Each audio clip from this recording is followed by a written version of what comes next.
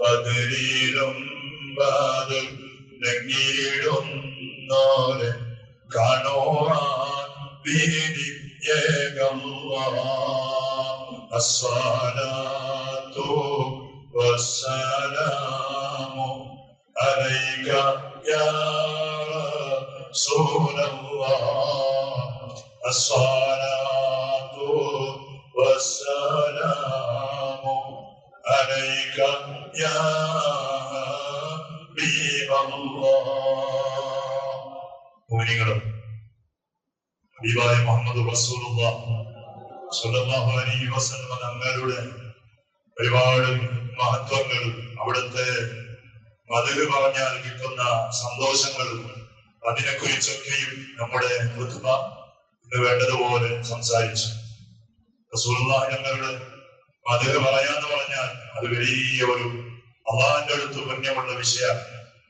ചിലപ്പോ നമ്മുടെ നിസ്കാരങ്ങളും നമ്മുടെ നോമ്പുകളും നമ്മുടെ മറ്റുള്ള അമലുകളും അള്ളാഹുവിന്റെ അടുത്ത് ഫലം കിട്ടാത്ത സമയത്ത് ചിലപ്പോ നമുക്ക് വലിയ ശുപാർശകനായി നമ്മെ കൈപിടിക്കുന്ന വലിയ ഒരു അമലായി എത്തിപ്പെടുന്നത് അള്ളാഹുവിന്റെ ഹബീബ് റസൂലുള്ളാഹി സ്വല്ലല്ലാഹു അലൈഹി വസല്ലം തങ്ങളുടെ പേരിൽ ചെല്ലുന്ന സ്വലാത്തുകളായി, അവിടുത്തെ മൗലിദുകളായി, അവിടുത്തെ പ്രകീർത്തനങ്ങളായി.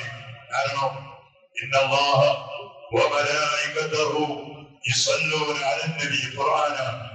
അല്ലാഹുവിന്റെ മലക്കുകളും ഹബീബായ തങ്ങളുടെ പേരിൽ സ്വലാത്ത് ചെല്ലുന്നു. സ്വലാത്ത് എന്ന് പറഞ്ഞാൽ നമ്മൾ ചെല്ലുമ്പോൾ അസ്സലാത്തു അലൻ നബി വസ്സലാമു അലാ റസൂൽ, അങ്ങനെയോ യാ റബ്ബി സ്വല്ലി അലൻ നബി മുഹമ്മദി, അതോ അല്ലെങ്കിൽ മൗലായ സ്വല്ലി വസല്ലിം ദായിമൻ അബദ, അതോ അല്ലെങ്കിൽ അസ്സലാത്തു വസ്സലാമു അലൈക യാ റസൂലല്ലാഹ്. അങ്ങനെയുള്ള സ്വലാത്തുകളല്ല. മലക്കിന്റെ സ്വലാത്ത് എന്ന് പറഞ്ഞാൽ, മലക്കുകൾ സ്വലാത്ത് എന്ന് പറഞ്ഞാൽ ഹബീബായ തങ്ങളെ വാഴ്ത്തുന്നു എന്നതാണ്. റസൂലുള്ളാഹി തങ്ങളെ പുകഴ്ത്തുന്നു എന്നതാണ് അതിന്റെ അർത്ഥം.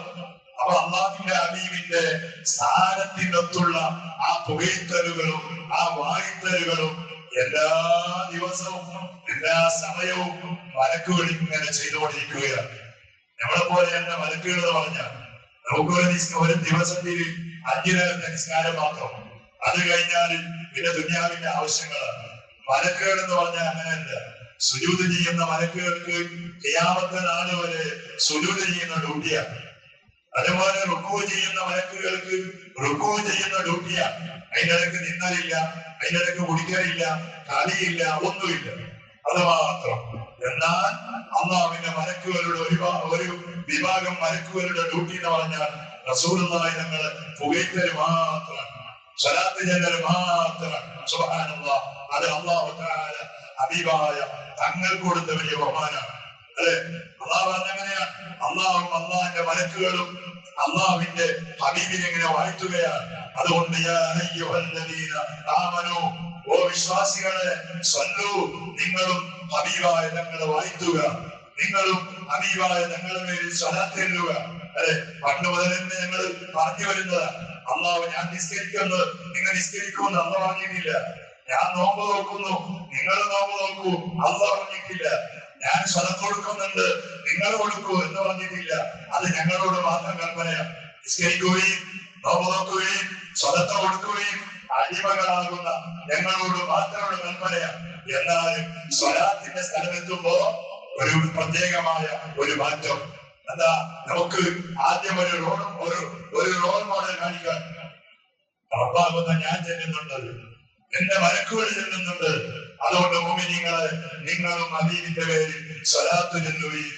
അതിന്റെ ഒരു മാസമാണ് പരിശുദ്ധമായ റബീഉൽ എന്ന് പറഞ്ഞാൽ. ഇവിടെ ഈ മാസം മാത്രം ചെല്ലണമെന്നല്ല, ഈ മാസത്തിൽ അതിന്റെ ചാർജ് ഉണ്ടാക്കിയാൽ ഇനി അടുത്ത റബീഉൽ വരെ അതിന്റെ ചാർജ് കൊണ്ട് നമ്മുടെ ഹൃദയം പ്രകാശം കൊണ്ട് വെളിച്ചമാകണം. സ്വലാത്ത് ചെല്ലാനുള്ള ഒരു കപ്പാസിറ്റി, ഒരു പവർ ഈ റബീഉൽ കൊണ്ട് ഞങ്ങൾ ഉണ്ടാക്കണം. ഉണ്ടാക്കിയാൽ അതാണ് നമ്മുടെ ഏറ്റവും വലിയ ബഹുമാനം. ചില ആളുകൾ അത് വേണ്ടെന്ന് പറയും, ചില ആളുകൾ സ്വഹാബത്ത് അത് ചെയ്തിട്ടുണ്ടോ എന്ന് ചോദിക്കുന്നവരുണ്ടാവും. ഇന്ന് രാവിലെ ഞാനൊരു ക്ലിപ്പ് കണ്ടു. മദീനയുടെ ഇമാമിന്റെ ക്ലിപ്പാണ് എന്നാണ് അതിന്റെ താഴെ എഴുതിയിട്ടുള്ളത്.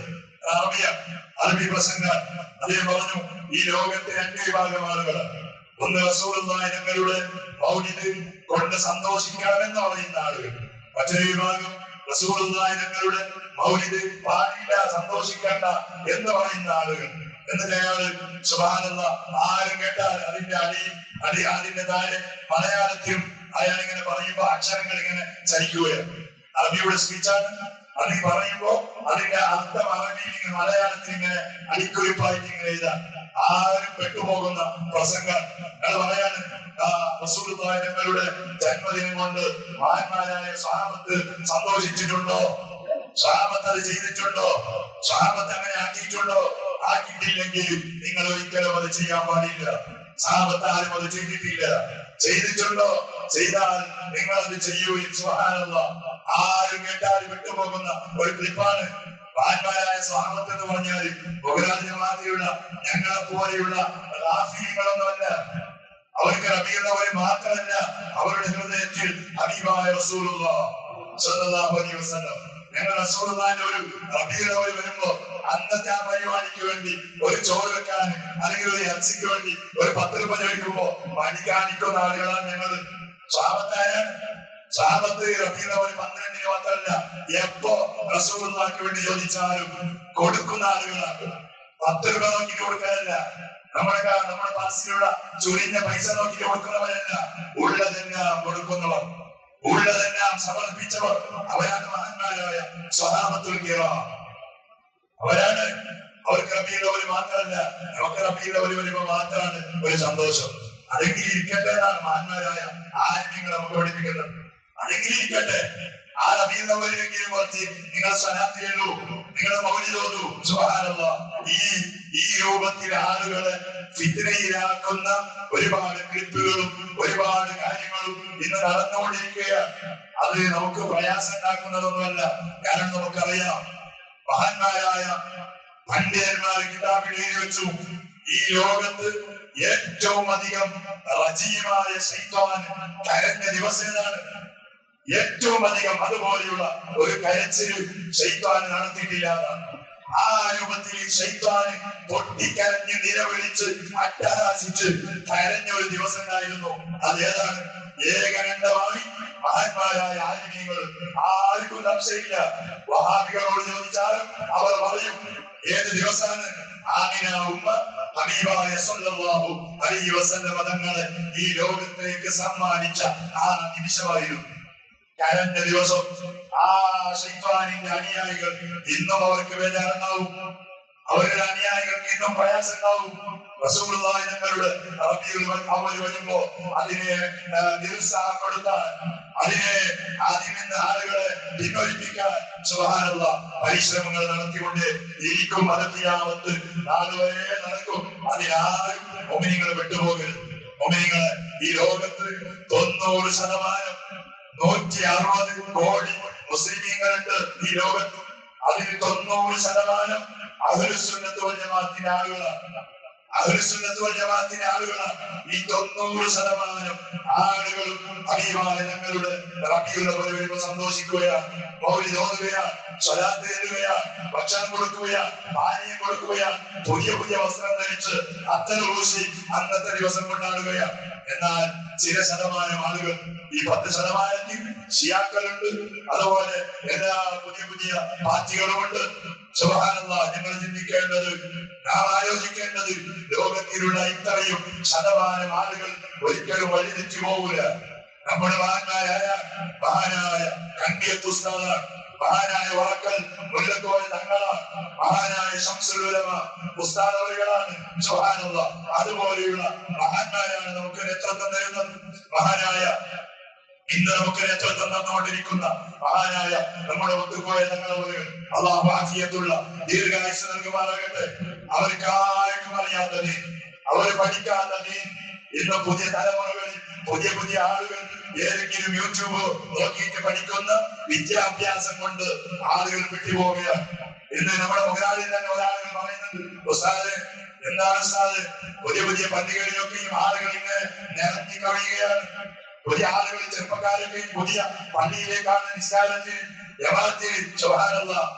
എത്ര ആളുകൾ കൂടിയാലും നമ്മുടെ ഈ പള്ളിയിൽ കൂടുന്ന ആളുകൾക്ക് കടപിടിക്കുന്ന ആളുണ്ടാവോ? പിന്നെ ചിന്തിക്കേണ്ടതെന്നാ, നമ്മുടെ നാട്ടിൽ എത്ര അഹ്ലുസുന്നത്ത് ജമാഅത്തിന്റെ വഴിയുണ്ട്. നമ്മുടെ ഇവിടെയുണ്ട് ജമാഅത്ത് വഴിയുണ്ട്, അതുപോലുണ്ട് സലീംകോടുണ്ട്, ബാദിസ വഴിയുണ്ട്. എല്ലാ പള്ളിയിലും സുബ്ഹാനല്ലാഹ് ജമാ നടക്കുകയാണ്. അല്ലെ? എന്നാൽ ഇത്തരം ആളുകൾക്കായിട്ട് ഒറ്റ വലിയ ആ പള്ളി വെച്ച ആള് കൂടിയതാണുമ്പോ ആരും മറ്റുള്ളവരും മറുവശം ചിന്തിച്ചു പോകരുത്. ആളുകൾ അവിടെ കൂടുന്നു, ആ ആളുകൾ മെമ്പർ ജാസ്തിയായി, അതൊന്നുമല്ല. അതിനേക്കാൾ വലിയ ആളുകൾ കൂടിയ ആളുകൾ സുന്നികളായ അഹ്ലുസുന്നത്ത് വൽ ജമാഅത്തിന്റെ ആളുകൾ ഇവിടെയുണ്ട്. ഒരു പള്ളിയല്ല, എല്ലാ പള്ളിയിലും നിസ്കാരം, എല്ലാ പള്ളിയിലും ജുമായുണ്ട്. അവിടുത്തെയും ഇതുപോലെ നമ്മുടെ പള്ളിയിൽ നിറഞ്ഞു കവിഞ്ഞതുപോലെ ആ പള്ളികളിലും ആളുകൾ ഒരുമിച്ച് കൂടുകയാണ്. അതുകൊണ്ട് പറഞ്ഞു വന്നത്, മോമിനീങ്ങളെ, നമുക്ക് സന്തോഷിക്കാം. ആ സന്തോഷത്തിന്റെ ഭാഗമാണ് തിങ്കളാഴ്ച ദിവസം നോമ്പ് നോക്കാൻ വേണ്ടി ഹബീബായ റസൂലുള്ളാഹി സ്വല്ലല്ലാഹു അലൈഹി വസല്ലം തങ്ങളെ പഠിപ്പിച്ചത്. അതെല്ലാവരും പഠിക്കുന്നില്ലേ? ആ നോമ്പിനെ കുറിച്ച് സ്വഹാബത്ത് ഹബീബായ തങ്ങളോട് ചോദിച്ചു, എന്തിനാ നബിയെ ആ തിങ്കളാഴ്ച നോമ്പ് പിടിക്കുന്നത്? ഹബീബായ തങ്ങൾ പറഞ്ഞു, ഫീഹി ഉലിതു, ആ ദിവസമാണ് എന്റെ ഉമ്മ എന്നെ പ്രസവിച്ചതെന്നാണ്. അല്ലെ? എല്ലാ മാസവും 4-5 ദിവസം ആ സന്തോഷം ഞങ്ങൾ പ്രകടിപ്പിക്കുന്നുണ്ടെങ്കിൽ കൊല്ലത്തിൽ സാക്ഷാൽ പ്രസവിച്ച ആ ദിവസം വരുമ്പോ എന്തുകൊണ്ട് നമുക്ക് സന്തോഷിച്ചുകൂടാ? ഒരിക്കലും നമ്മുടെ ഈമാൻ കൊണ്ട് കൂടുതലല്ലാതെ പറയൂല. പറയുന്നുണ്ടെങ്കിൽ നമുക്ക് റസൂലുള്ളാഹി തങ്ങളുടെ മുന്നിൽ ആരെ പറയാം?